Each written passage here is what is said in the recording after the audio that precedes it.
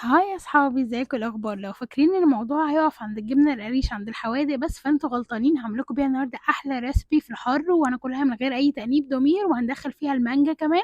بس ما تنسوش بقى تعملوا لي لايك وشير وسبسكرايب، ويلا بينا على الوصفه. اول حاجه هحتاج ان انا اجيب مانجا وجبنه قريش وعلبه زبادي وفانيليا ولبن ورشه ملح والسكر بتاعنا.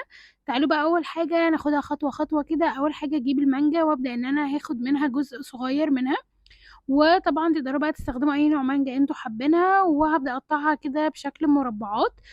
قطعوها بالشكل اللي تحبوه. انا طبعا علشان شكل التصوير وعلشان حاجة يطلع شكلها لذيذ، فقطعت بقى على الشكل بالطريقة دي، وبدأت بقى ان انا افتحها، وده كده كان شكلها بجد كان خطير. تقدروا اصلا تقطعوها كده وتاكلوها في العادي. بدأت بقى اقطع بالسكينة للاخر كده عشان تتفتح كلها معايا. وبعدين بقى دي كل المكونات اللي انا احتجتها. تعالوا بقى بينا واحدة واحدة كده نحطهم ونشوف هنعمل بيهم ايه. اول حاجه انا استخدمت هنا كميه الجبنه القريش، هو كان نص قالب. اهم حاجه ان الجبنه القريش عشان نستخدمها في اي حاجه من الحلويات لازم نكون نقعينها في ميه قبلها لمده نص ساعه اقل حاجه، او نتاكد واحنا بنشتريها ان هي ما فيهاش ملح. وهبدا بقى انزل عليها كوبايه من الزبادي، ويعني خليكم في الضمان عامه، واول ما تجيبوا الجبنه نقعوها على طول، فعشان نبقى ضامنين ان هي تطلع مظبوطه. وهجيب بقى معلقه من الفانيليا. انا استخدمت هنا الفانيليا السائله، ممكن تستخدموا الفانيليا الاكياس عادي مفيهاش مشكله.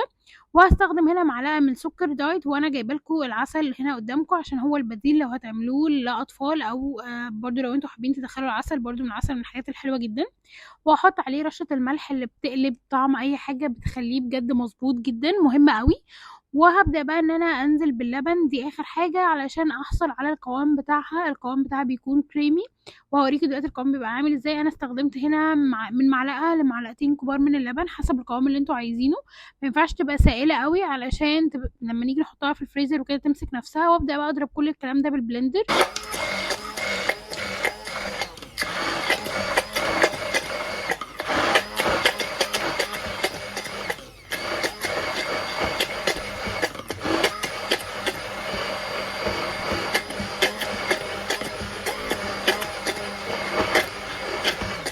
وبكده جاهزة معايا. بصوا القوام بتاعها خطير بجد، مبتاخدش وقت خالص. هبدأ بقى اجيب الصينية بتاعتي، وهبدأ ان انا احط عليها ورق الزبدة، ونتأكد ان ورق الزبدة جودته كويسة قوي علشان احنا مش هندهنه، فنبقى متأكدين ان احنا لما نيجي نحطه عليه هيطلع بسهولة. فاختبروه الاول في اي حاجة علشان لما تيجوا تشيلوه ما يكونش لازق فيها. وهبدأ بقى ان انا احطه في الصينية كده زي ما انتوا شايفين، وانزل بقى بالخليط بتاعي. بصوا ده القوام اللي انا عايزاه، قوام يكون كريمي، ما يكونش سائل قوي ولا برضو جامد قوي. هبدأ انزل كل الخليط عندي في الصينية، وبعدين هبدأ اوزعه بقى بالسباتولا.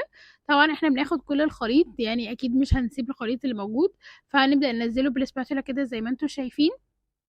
وبعدين هابدأ بقى إن أنا أفردها بحيث إن هي تكون طبقة يعني رفيّعة، بس ما تكونش رفيّعة أوي، يعني عايزاها تكون رفيّعة بس مش لدرجة إن مثلًا الصينية تكون باينة من تحتها. هاوريكم وأنا باوزّعها، كل ما بتكون رفيّعة كل ما بتكون حلوة إن إحنا نستخدمها وناكلها يعني كأنها bites كده، حاجة لذيذة. بُصّوا هنا بقى زي ما أنتم شايفين، ممكن لمّا بالاقي الصينية بانت من تحت بارجع لها تاني، علشان أنا مش عايزاها تكون رفيّعة over عشان لمّا آجي أشيلها تتشال معايا بسهولة. وفي نفس الوقت ما تكونش تخينة أوي علشان تبقى حلوة وإحنا بناكلها على قطمة واحدة. وبدأت بقى أوزّعها بالspatula، ده كده شكلها بعد ما خلّصتها. هابدأ بقى أجيب المانجا وأنزّلها، خلاص باقطّع الcubes كده، قطّعتها بقى بشكل عشوائي ونزّلتها كده، عايزين تقطّعوها لو قطع أصغر عادي دي ترجع لكم. وبعدين بقى بعد ما حطيتها كلّها هابدأ بقى ده كده شكلها بجد كان حاجة خطيرة، حلوة أوي، مغذية كمان عشان نسبة البروتين العالية اللي موجودة في الجبنة القريش. وهابدأ بقى أدلّعها بشوية جوز هند، أنا باعشق الجوز هند فحطوه عليها بيبقى طعمه كمان حلو أوي.